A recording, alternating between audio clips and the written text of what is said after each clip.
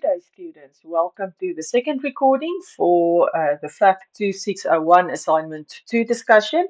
In this recording, we will discuss required B and required C. Those go together. So we will discuss those two requireds in this recording. So if we have a look, first of all, to what the required says, if we scroll down to required B and C, so in the first recording, we discussed required A. If you have not watched that video yet, you are welcome to have a look at that video. We've already discussed required A in that video. Like I said, in this video, we will discuss required B and C. So our first required that we will be dealing with is to disclose the property, plant and equipment note in the financial records for Chickfeed Limited for the year ended 28 February 2025.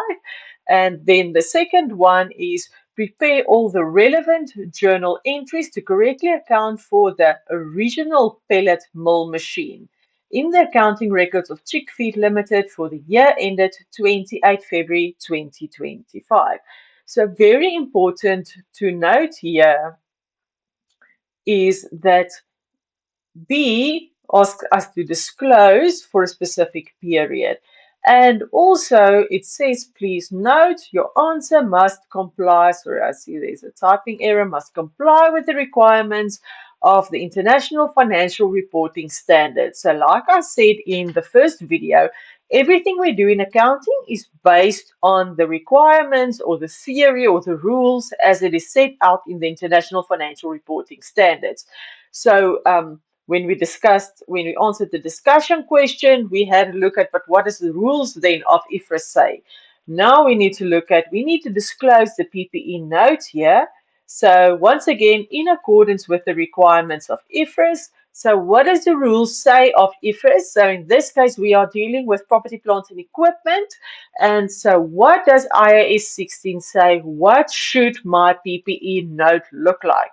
Very important that you answer as it was for your required A. We had a specific memo requirement.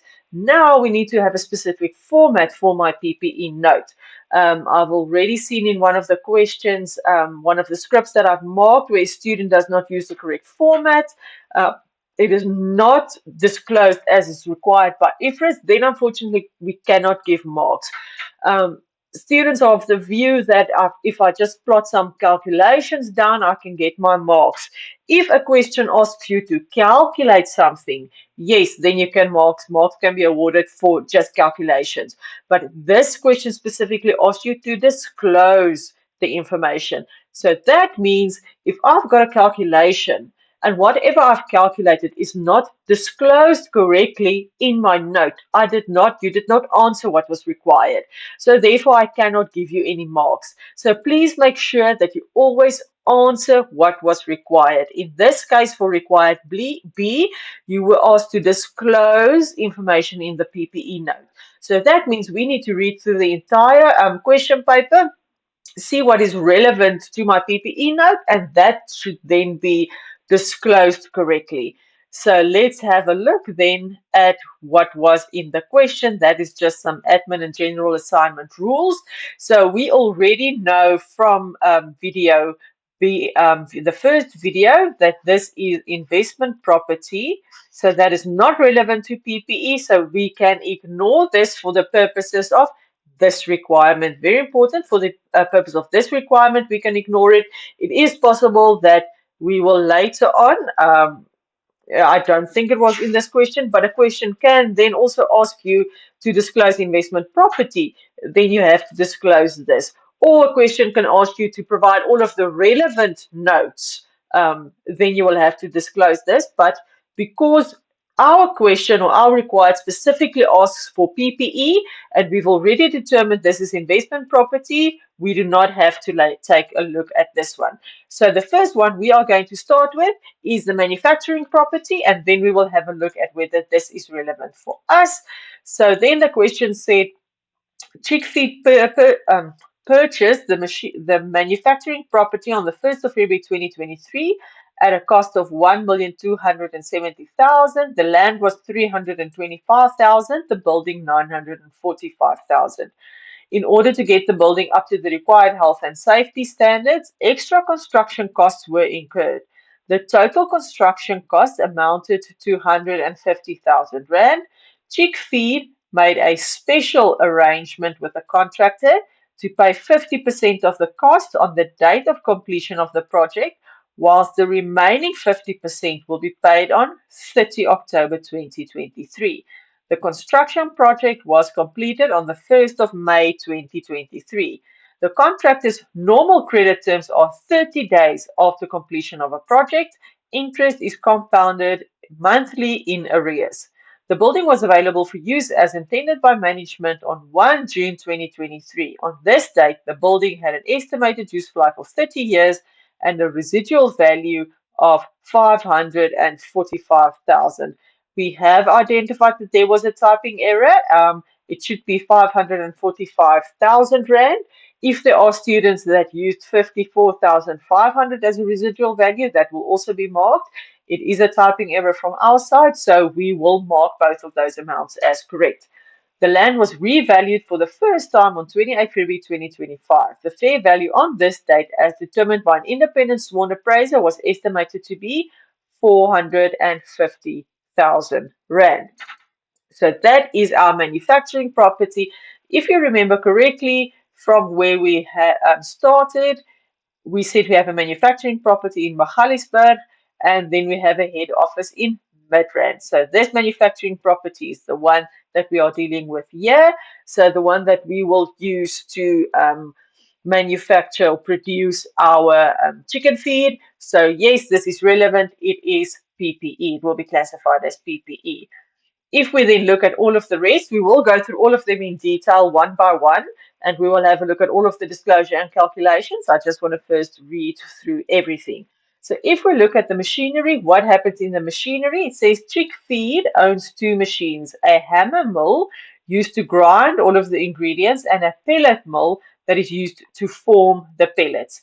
The hammer mill machine was purchased on 15 June 2023 at a cost of 394,000. A further 15,500 Rand was paid to the supplier to correctly install the hammer mill. The mill was available for use as intended by management on 30 June 2023. The hammer mill has a total useful life of 25,000 hours. The hammer mill was operated for 975 hours and 1,250 hours during the 2024 and 2025 financial years, respectively. The pellet mill machine was purchased on the 1st of January 2024 at a cost of 450,000 Rand.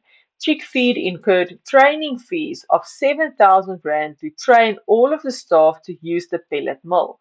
The pellet mill was available for use as intended by management on the 1st of March 2024.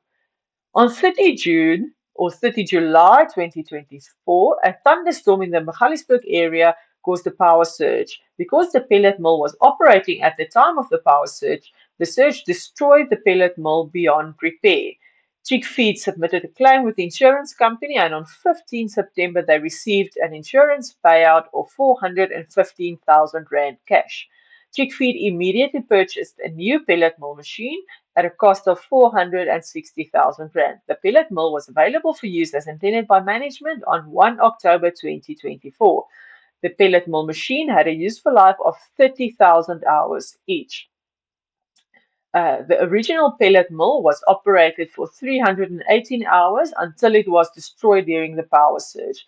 The new pellet mill was operated for 620 hours during the 2025 financial year. So that is our machinery. And then we have a look at computer equipment. On the 1st of April 2023, Chick Feed purchased computer equipment at a cost of 225,000 Rand. The equipment was available for use as intended by management on the 1st of May 2023. It had an estimated useful life of 5 years and a residual value of 40,000 Rand was allocated to it.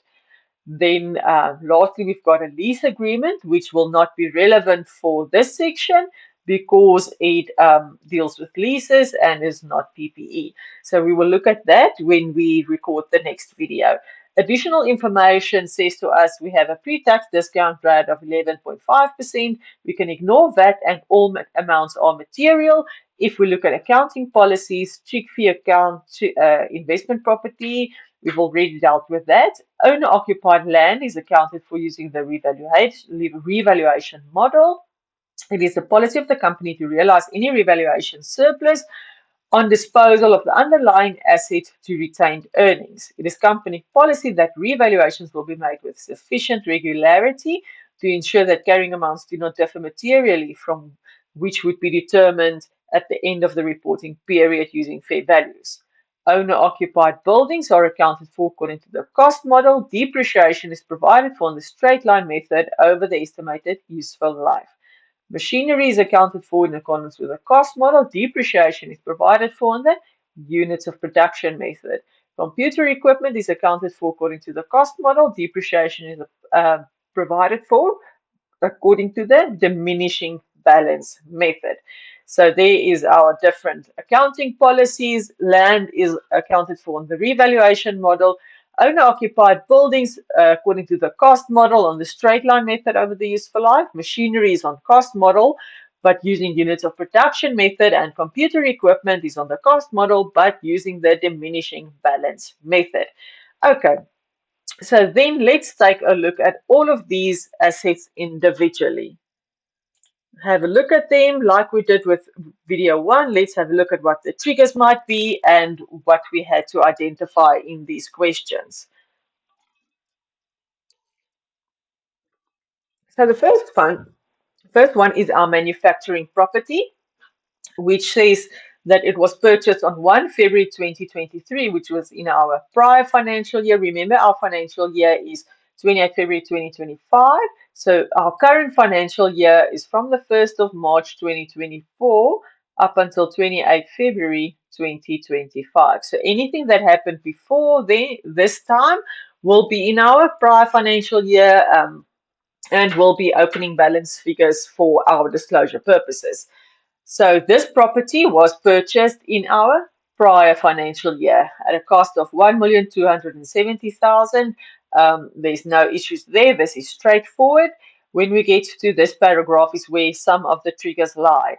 So it says that we needed to get this building up to the required health and safety standards, and as a result, we had to incur some extra construction costs. So the total costs amounted to 150,000, which is still straightforward. But then it says that we made a special arrangement with the contractor. So the moment that you saw special arrangement, there was your antennas had to go up to say, but there might be something here that I need to take a look at. So it says we will pay 50% of the cost on the date of completion of the project, but the other 50% we will only pay on 30 October. And then the construction was completed on the 1st of May. So what does this mean? So on the 1st of May, we are going to pay 50% of my construction cost. The rest we are only going to pay then at the end of October, on 30 October. So only then on 30 October are we going to pay the other 50%. What are the company's normal credit terms? Normal credit terms are 30 days after completion of the project. So normally we would have had to pay at the end of May. So on 31st of May, not March, May. So on 31st of May, normally we would have had to pay the contractor the full payment on the 30th of May. So if we look at this paragraph, you had to identify that we are dealing with abnormal credit terms here. What is abnormal credit terms? Is where you make special payment arrangements with your supplier or your creditor or any company that you are going to pay them differently to what their normal credit terms are. So in this case, the normal credit terms is the contractor expects them that 30 days after that his construction is completed that he receives full payment. What have we done? We have said to him, but listen, please can we make special arrangements? We'll pay you 50% on the day of completion, but the other 50%, can we please pay that only on the 30th of October? The contractor was happy with that. As a result, we are now dealing with abnormal credit terms. And once again, we then had to go and have a look at, but what does theory, what does IFRS require me to do the moment that I'm dealing with abnormal credit terms? So we will have a look at that when we look at the calculations. And then just lastly, it was available for use on the 1 June 2023. What does this mean? Why are we giving you the available for use date? So you'll see with all of the PPE assets, we'll tell you it was available for use as intended by management on a specific date. Why? Because your depreciation starts on the day the asset is available for use as intended by management. So regardless of when it's actually taken in use, the day that it is available for use is when you start to calculate depreciation on this asset. So that is why you'll see you are always given those dates. And then you're given a useful life of 30 years and you're given your residual value. Like I said, there's a typing error, but it should be 545 triple zero. If you used 54,500, that would also be marked correctly. Land was revalued for the first time. So during the current financial year, we revalued for the first time and it was revalued to 450,000 Rand.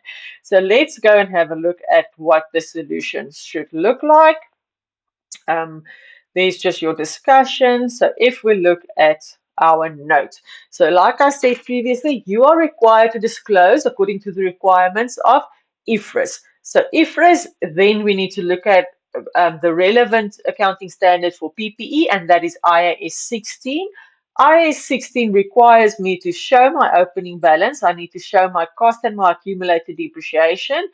Then I have to show my current year reconciling items. So these ones I need to show separately. I need to show what was additions during the year. I need to show what was revaluation surplus during the year. I need to show what was depreciation during the year. If there were any derecognitions, we don't do impairments, but if there was an impairment loss, so any reconciling items during the year, we need to show separately. And then we have our closing balance figures. And if any assets are carried at the revalue model, then we need to show the value and then who did the appraisal and when was the appraisal done. Important, this is a very simple thing that can score you some marks, which students forget. But you need to remember the moment an asset, a PPE asset, is carried at the revaluation model, then that information needs to be included. You need to show what that latest revalued amount is, who did the revaluation, and then also on what date was it done. So let's have a look at in the first one we are looking at is land and buildings, because that is our manufacturing property. Let's have a look at the land first, because that is relatively easy. The question said to us that the property was purchased. If we scroll up, you will see that the property was purchased and then the cost price for the land was 325,000 and the building was 945,000. And it is important to remember that when we disclose PPE, when we've got PPE property, land and buildings must be disclosed separately because it's separate classes of assets. When we are dealing with investment property, it's not a requirement to disclose them separately, but for PPE, land and buildings must be disclosed separately. Very important to remember that. So straightforward, this the question said the cost was 325,000. Then the question also said it was revalued for the first time this year. It gave us the fair value on 28 February. So that was the fair value on 28 February was given to us as the 450,000. This was our original cost, and that gives me a revaluation surplus of 125,000 Rand, which we had to go and disclose. So there you will see my reference, calculation 1.1. Calculation 1.1, I've got the 450,000, which was the fair value, minus 325,000, which was the cost, gives me my revaluation surplus of 125,000 Rand. So that means at the end of the year, I now have a gross carrying amount. Remember, it's revalued, so we don't have cost anymore. We've got a gross carrying amount for the land of 450,000 Rand. Very easy and straightforward. And then just remember, like I said, your narrative part, because remember land was revalued, so we need to include the narrative section. If we then go and have a look at the calculations for the buildings, this is where it's a little bit more interesting because remember we said we are dealing with abnormal credit terms, and from the marking that I've done, I've also noticed that students missed the abnormal credit terms. They did not identify this issue, they missed this trigger. So remember the question said we bought the building for 945,000. So my purchase price was 945,000. But remember, what does theory say? Theory says that we need to include all the costs that is necessary to get my asset to the location and condition necessary for use. In this case, we had to incur these construction costs to get it up to the health and safety standards. What was the construction cost? Remember, when we read through the question, the total construction cost was 150,000. So that was my total construction cost. But if you remember from what we read, we made special payment arrangements with this contractor. So the moment we have special payment arrangements, we need to go and have a look at what IAS 16 says. And IAS 16 says that for the payment, the special arrangement payment, we need to calculate the cash value on the date that we recognize. So we can't just say, okay, I'm going to recognize my cost is 150,000 because 50% of that 150,000, so 75,000 is a value that will only be paid in future. And so therefore we need to calculate a present value. So the value, the cash value of that 70, so the 75,000 is a future payment on 30 October.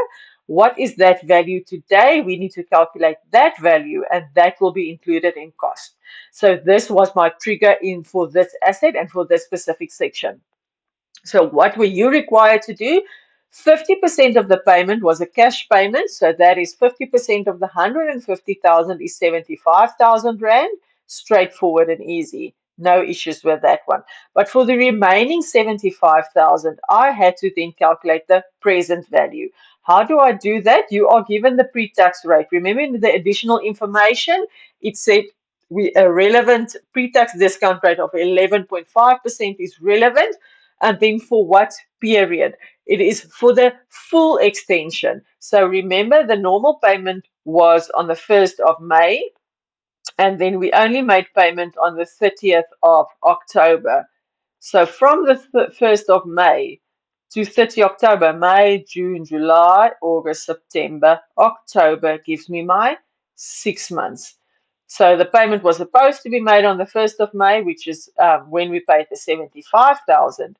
But then we only paid them on the 30th of October, and that period is the 6 month period. If you put this into your financial calculator, you will calculate a present value of 70,829,000. So remember the basis for this is I'm only paying 75,000 in 6 months' time.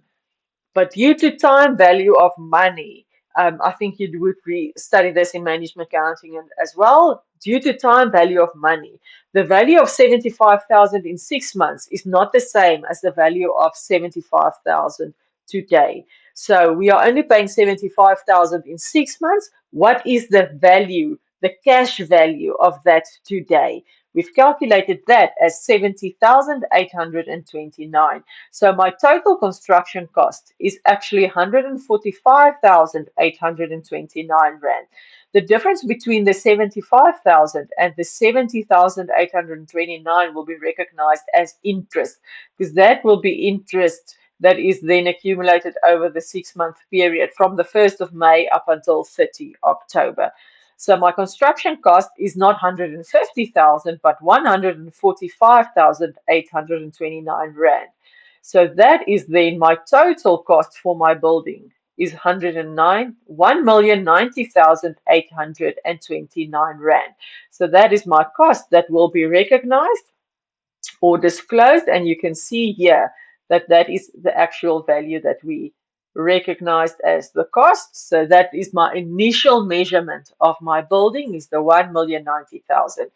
Remember we said this building was bought in last year already. It was available for use last year already. So we need to calculate accumulated depreciation from the date it was available for use up until the end of my prior financial year. So if we go up, sorry, I'm going to have to do a lot of scrolling up and down. So if we then have a look, it says it was available for use on 1 June. So from 1 June 2023, our prior financial year ends 28 February 2024. So from the 1st of June to 28 February 2024, we need to calculate accumulated depreciation on this building.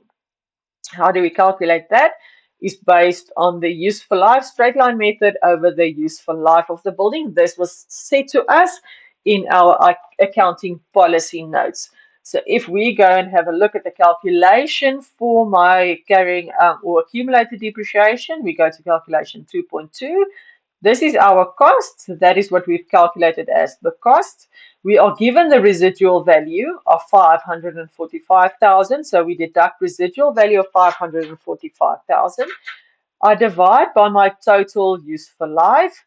This is the 30 years. It is 30 years. You can divide by 30 times 9 over 12.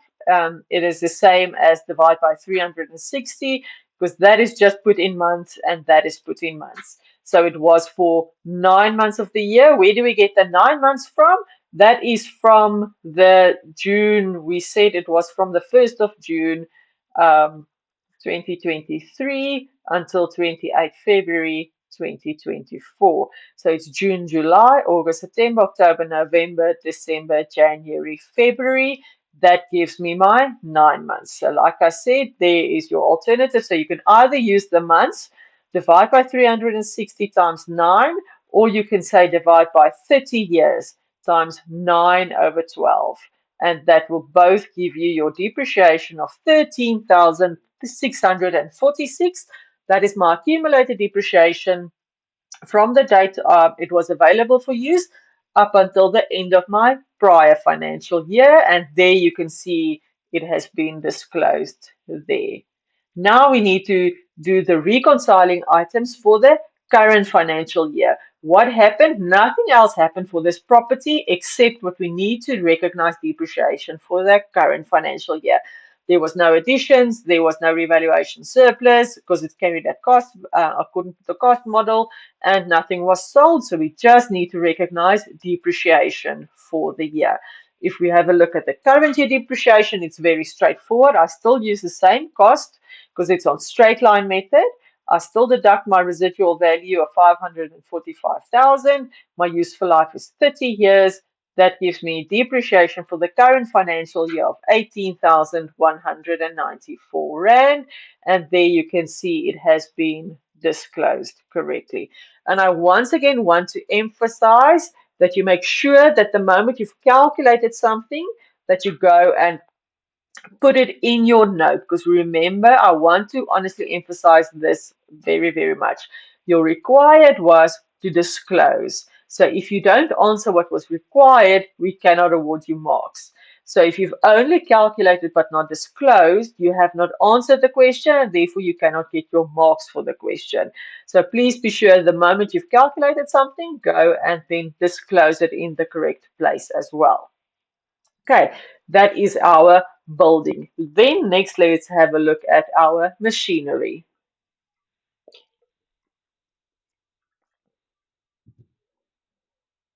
If I have a look at my machinery, you will remember from what we read originally that we have a couple of different machinery we are dealing with. First of all, it says we've got two different types of machines. We've got the hammer mill machine and we've got a pellet machine. So if we look at the hammer mill, first of all, hammer mill is there, it's the first section.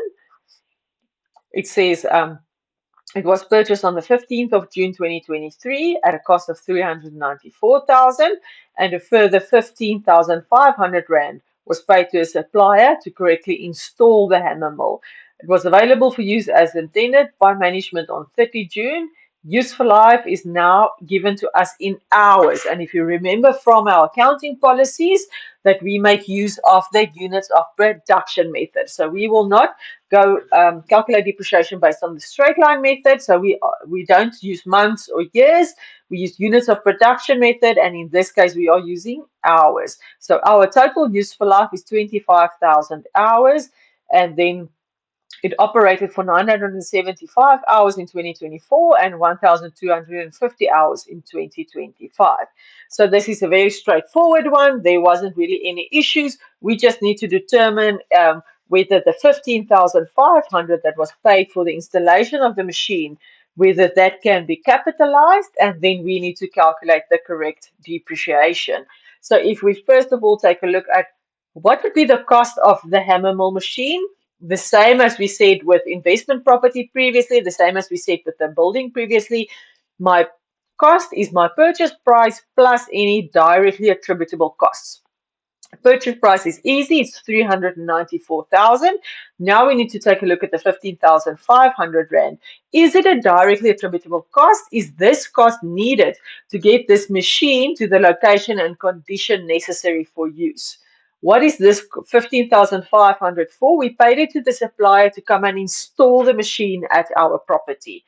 So if we just purchase the property, we don't pay the installation, so the machine just stands there in the corner. We can't use it, but in other words, it's not in the condition necessary for use. The supplier must come and install it for us correctly to ensure everything is connected, everything is fine, everything is set up correctly for us to use it. So yes, the 15,500 is a cost necessary for us to use this machine as we want to use it. So therefore, the 15,500 will be capitalized and included in the cost of my machine. So if we go and take a look at my calculations, if we scroll down to my machines, we get to the hammer mill machine. What is my cost? This was my purchase price of 394,000. This was the installation cost of 15,500, meaning my total cost for my machine that will be capitalized is 409,500 Rand, and that will be in my opening cost. Then remember, this machine was used in the prior year already, so that means we need to calculate accumulated depreciation. Accumulated depreciation is calculated from the date the machine was available for use up until the end of my prior financial year. So it was only for the 2024 financial year. And remember, we are now using units of production method. So I said earlier, we ignore months. We don't use months or years. We don't look at, okay, but it was available only from June, so therefore we will only calculate for 9 months. We purely look at the units. In this case, we are using hours, so the total units is 25,000. That is my useful life. How many hours was it in use for? In my prior year, 975. So that is, once again, it's my cost, like I would normally do, minus residual value. There is no residual value for this asset. Divide by my total useful life, which is 25,000 hours, multiplied for the amount of hours it was in use, 975. That gives me accumulated depreciation at the beginning of the year of 15,971. Then what happens in the current year for this machine? Remember, all of the reconciling items must also be disclosed separately. There wasn't any addition specifically to the hammer mill machine. There wasn't any derecognitions. There was only depreciation for the current year. So if we then have a look at that, once again, it's still my cost. There's no residual value. Divide by the total useful life of 25,000, multiplied with the 1,250, giving me current year depreciation of 20,475 Rand. So normally you would go and immediately disclose this in your machinery column, but in this case, we have more than one machine that we are dealing with. Therefore, we need to still wait to calculate all of the rest before we can then go and disclose this. So our other machine that we have is a pellet machine. If we go up to the pellet machine, what does the question say about that? yeah, it gets a little bit more tricky because then there was something that happened to the one machine, it was replaced with another machine. So our reconciling items will be a bit different for this one. So we are dealing with two different pellet machines. Um, so if we look at the first machine, it was purchased on the 1st of January 2024 at a cost of 450,000 Rand. Chick feed incurred training fees of 7,000 to train all the staff to use the machine. The machine was available for use as intended by management on the 1st of March 2024. On 30 July, a thunderstorm in the Magaliesburg area caused a power surge because the pellet mill was operating at the time. The surge destroyed the machine beyond repair. We put a claim in with the insurance and we were paid an amount of 415,000 Rand in cash. So let's first take a look at that one. So the cost there is 450,000. Then we need to see the training fees. Was the training fees necessary to get the asset in the location and condition necessary for use? No, it was not. We paid that to train our staff. The machine was still available and able to work and function as management wanted it. We just need to train our staff. So the training fees is therefore not a directly attributable cost. It will be expense to training fees. And that means that the cost of my asset is just the 450,000 Rand. That is the cost of my asset. And then let's have a look at what happens, the other things that happen. So my asset is only available. So if you have a look, the machine was purchased in the prior financial year, but it was only available for use in my current financial year. Remember, we said previously my current financial year is from the 1st of March 2024 to 28th February 2025. So it's available for use in my current financial year. So therefore, in my opening balance figures, there will not be any accumulated depreciation because the machine, although it was purchased in the prior year, it was not available for use in the prior year. So therefore, I won't calculate any accumulated depreciation. But for the current year, what will happen? For the current year, I need to recognize depreciation, but I also need to de-recognize this asset. Why do I need to de-recognize it? Because it was destroyed during the year. Because of a power surge, it was destroyed. We cannot use it anymore. You need to de-recognize an asset the moment that it cannot produce any economic benefits for you anymore. So therefore, we need to de-recognize it. So let's then have a look at our first pellet mill machine and those calculations. Let's scroll down. So the original pellet machine, like we said, the cost was 450,000. Training fees is not capitalized, it is expensed. As we also said, we only have current year depreciation. We do not have prior year depreciation. Why? Because the asset was only available for use from the beginning of my current financial year. How do we calculate the depreciation? Once again, it's the cost of my machine minus residual value. There is no residual value divided by the total useful life for this asset was 30,000 hours. And then the question said that the machine was in use for 318 hours up until the power surge happened. So that gives me depreciation for the current year of 4,770 Rand. And that would therefore mean that my carrying amount on the date of derecognition is 445,230 Rand. So that will be the amount that will be shown as a derecognition. Remember, what do we derecognize? The carrying amount. We derecognize carry. We do not derecognize the cost. We derecognize the carrying amount. Okay, if we then have a look further, the rest of the calculations will be relevant when we do the journals, but there was an insurance payout. Our carrying amount was 445,000. We received 415,000 from the insurance. So that means that there was a loss on this derecognition of 30,230 Rand. Okay, so that was then the calculations for our original pellet machine. Let's have a look then at the new one we purchased later on. If we could quickly have a look at those, the information for the second machine then. it says that we immediately purchased a new machine at a cost of 460,000. So immediately on, so we received the cash on 15 September. We immediately purchased a new machine for 460,000, and we say that that machine was available for use on the 1st of October 2024.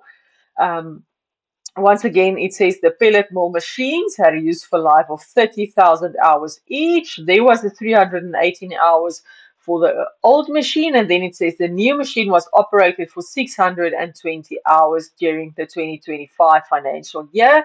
So once again, my calculations is very, very straightforward.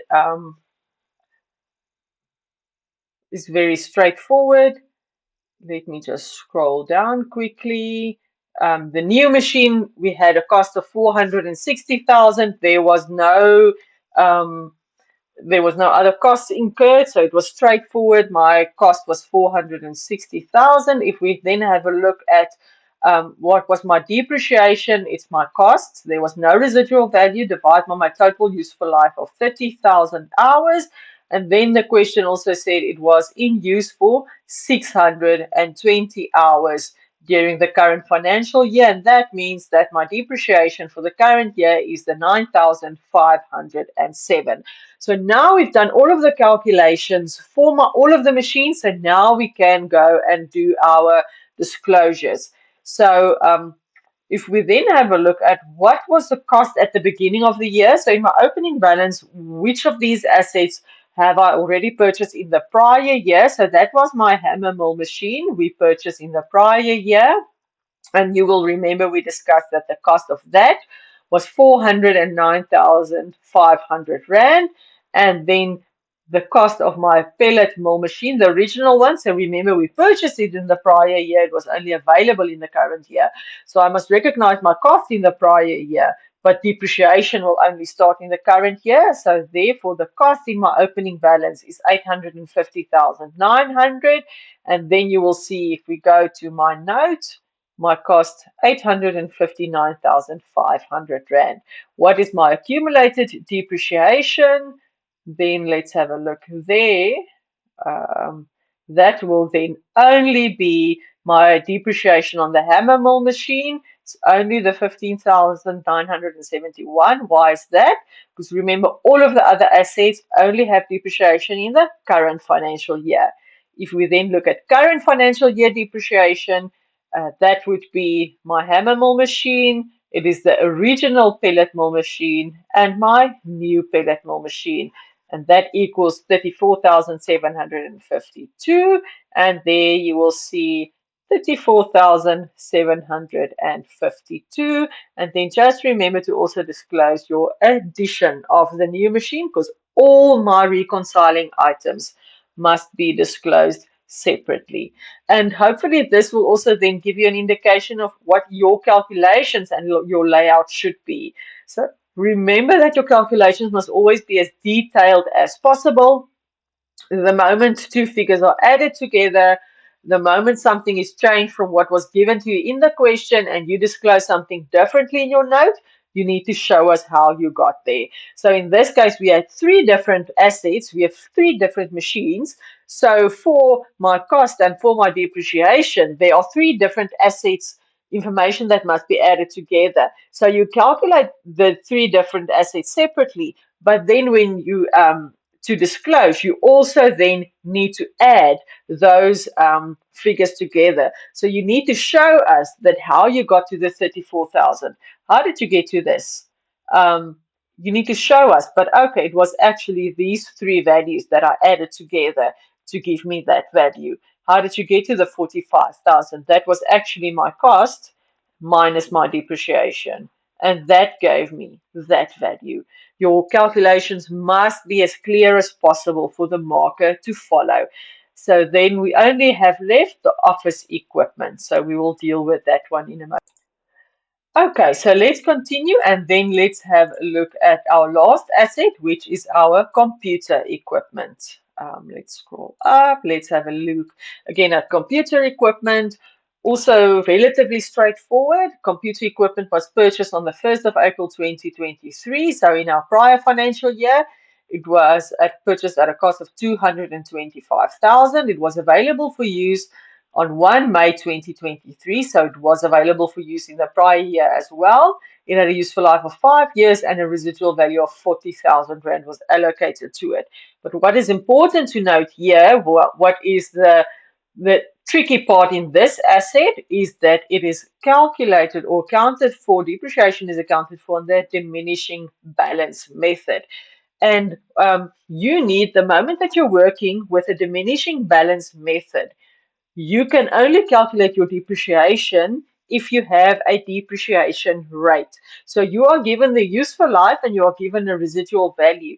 You have to use that information that's given to you and use that to first calculate a depreciation rate. And once you've got the depreciation rate, can you calculate your depreciation?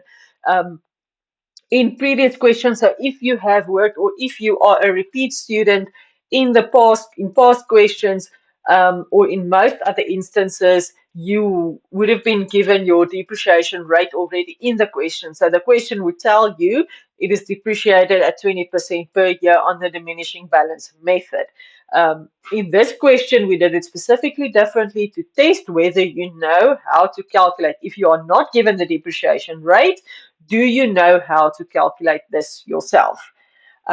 Then, so if we have a look at that, if we go to those calculations for their computer equipment, let's have a look at that. So the cost was straightforward. There was nothing tricky in there. My cost is 225,000 Rand. Now we need to have a look at how do I calculate depreciation. So like I said, you are given the residual value of 40,000. You are given the useful life of 5 years. Then you need to use the formula. So there's a formula that you use to calculate your depreciation rate. What is that? It's 1 minus, and then you've got the square root. So it is residual value divide by my cost. So that is divide by cost. Residual value divided by cost. Calculate the square root. The end value will be my useful life. So you will see it's 1 minus, you put your useful life is the 5 there. It will be 40,000 divided by my 225.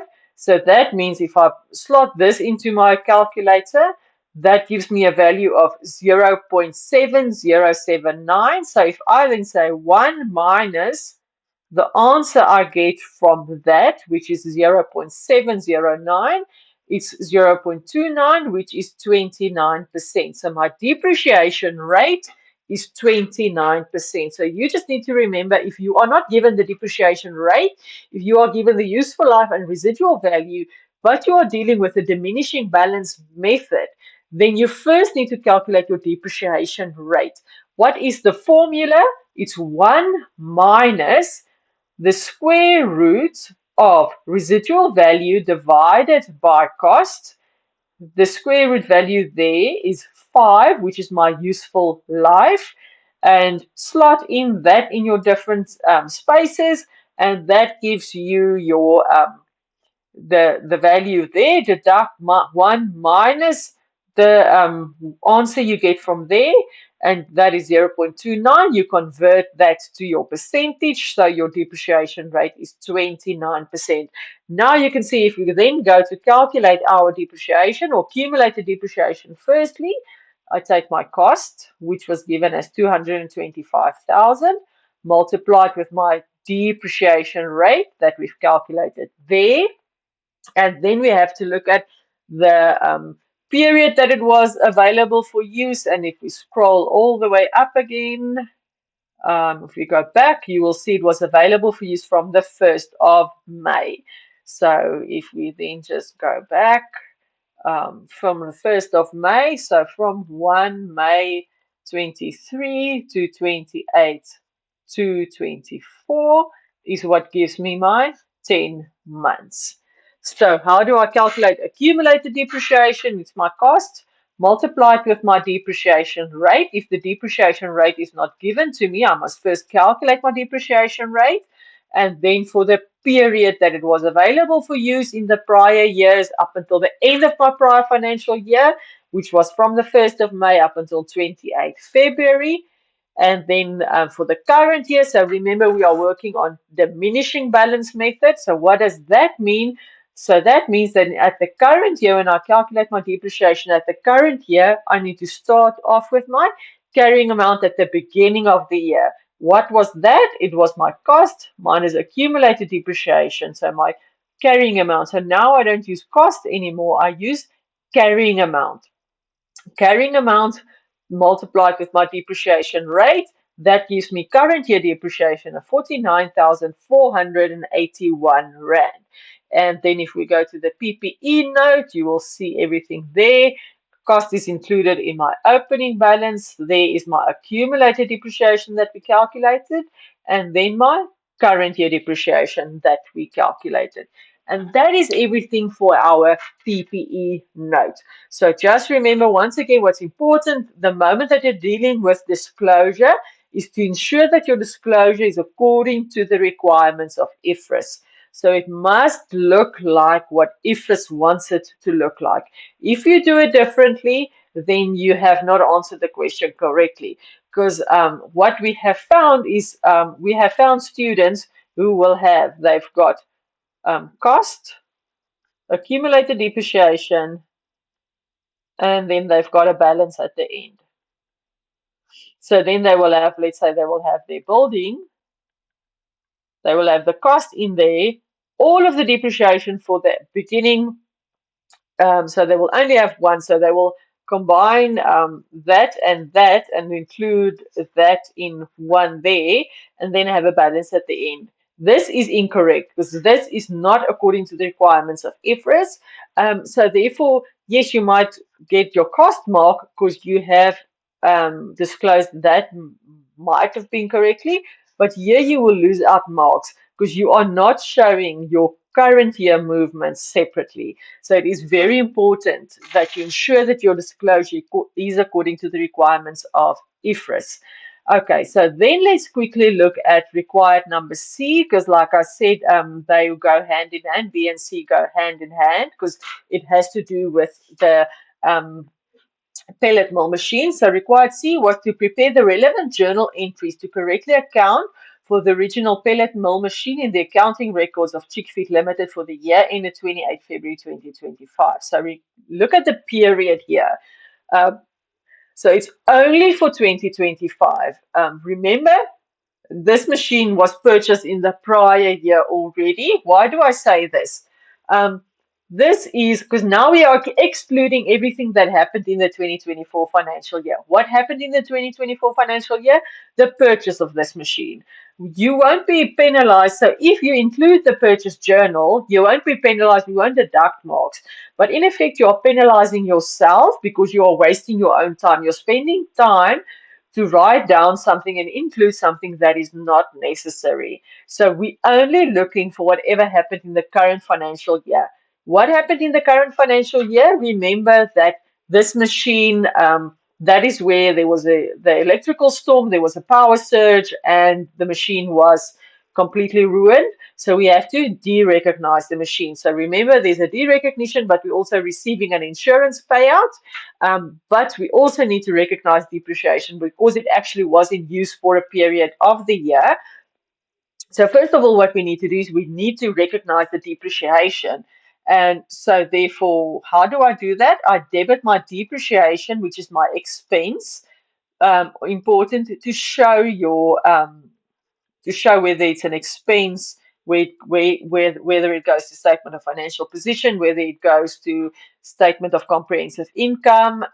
So it's important to show us. So I'm debiting my expense, my depreciation expense, and with what we've calculated. Remember, we discussed our calculations here at the top. We've discussed everything already.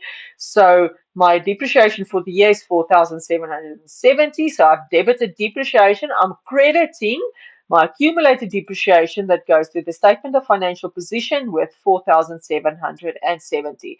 So that was to recognize the depreciation for the period. The second journal that we need to do is to now actually recognize the derecognition of this machine. So how do I do that? By reversing whatever is currently there. So remember, we in our PPE notes. So if we look at the PPE notes, we said we only have that one line item derecognition, and we derecognizing the carrying amount. So that is for disclosure purposes. But if you think at what is actually in your financial records, you need to go and show it separately. So the day we purchased the machine, we would have said, I debit my machinery. I debit my machine with 450,000. And then credit, it could have been bank, it could have been credited, doesn't matter, 450,000. Okay, and then for my depreciation, I have an accumulated depreciation. So those are the relevant balances that I need to remove. So although for PPE and disclosure purposes for PPE, we only show that single line item, which is the movement of the derecognition. For our, when we do the journals, we actually need to remove them separately. So that is why I have a debit accumulated depreciation, because remember here we credited it to recognize it, but now we are taking out this asset from our financial record. So now I need to remove this balance because it's not relevant anymore. So now I create or debit my accumulated depreciation with 4,770. So originally, when we purchased the machine, we debited machinery with 450,000. So now we need to credit machine because we need to reverse what we did originally. So I credit my machinery with 450,000 Rand. Okay, what happens then? We need to remember that there was also an insurance payout. So we actually got some money from the bank or from the insurance company. Money was deposited into our bank account. So therefore, we debit our bank account with 415,000, which was the cash amount we received from the insurance company. And we need to remember that our journals must always balance. So the total amounts in our debit columns must be equal to the total amounts in our credit columns. In this case, there's a difference of 30,230 Rand, and that is our loss on the derecognition of my pellet mill machine. So during all of this, where the machine got ruined, although we received a payout, we received a 415,000 Rand from the insurance company, there was still a loss because what was in our financial records was more than what we actually received from the insurance company. So there was a loss on derecognition of 30,230 Rand. And that is it for our required B and C. I will then continue on with required number D and E in the next video. We will see you later.